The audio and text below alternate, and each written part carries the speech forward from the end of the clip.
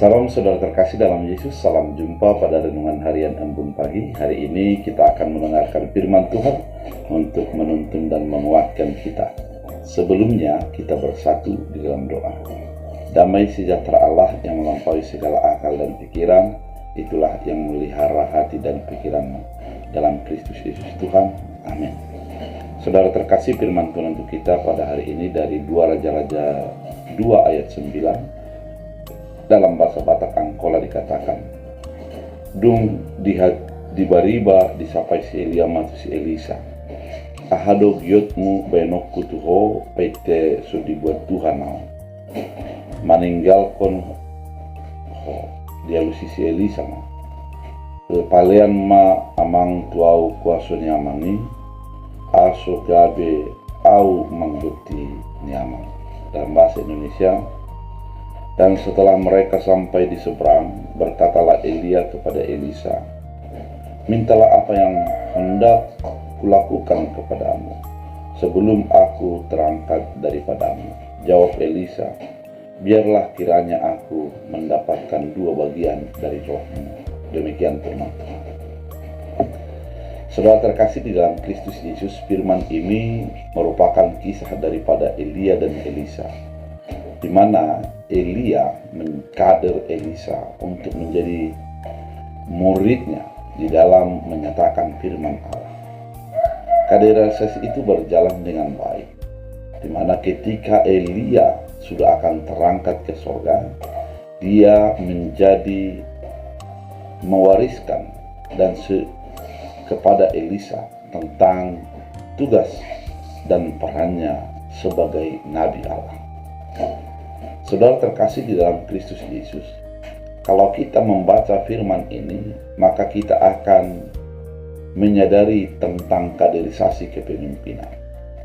Kalau dikatakan kaderisasi kepemimpinan adalah pemimpin yang baik, adalah mempersiapkan pemimpin setelah dia.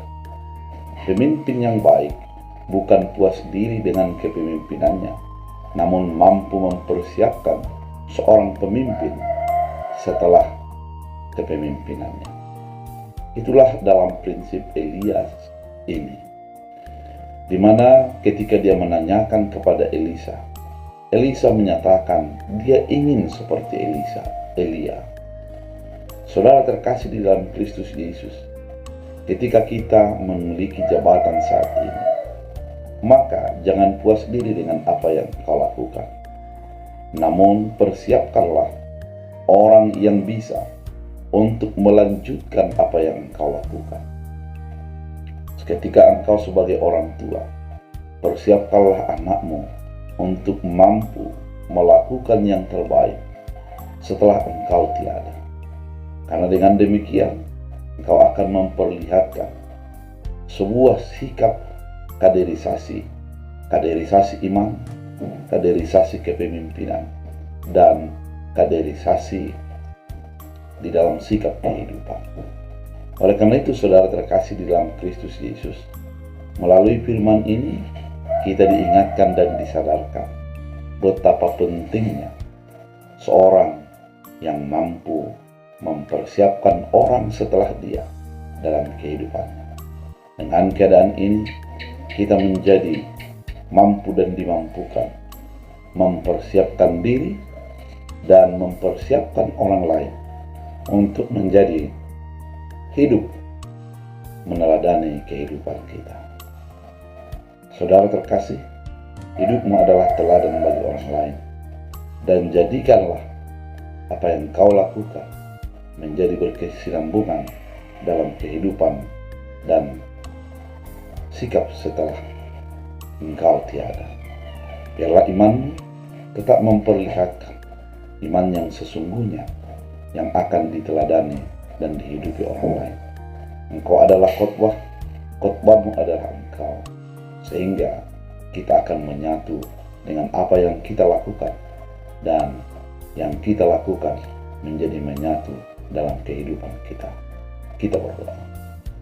Terima kasih Tuhan atas firman yang begitu indah, mengingatkan kami bahwa kami harus berbuat yang terbaik, sehingga orang lain meneladani dan melanjutkan apa yang kami inginkan. Ajari kami untuk menyadari kehidupan bahwa kami adalah menjadi khotbah dan khotbah kami adalah kami. Dalam firman Tuhan, kami menjadi orang yang hidup dalam seturut kehendak Tuhan. Dalam Kristus Yesus. Amin. Tuhan Yesus memberkati.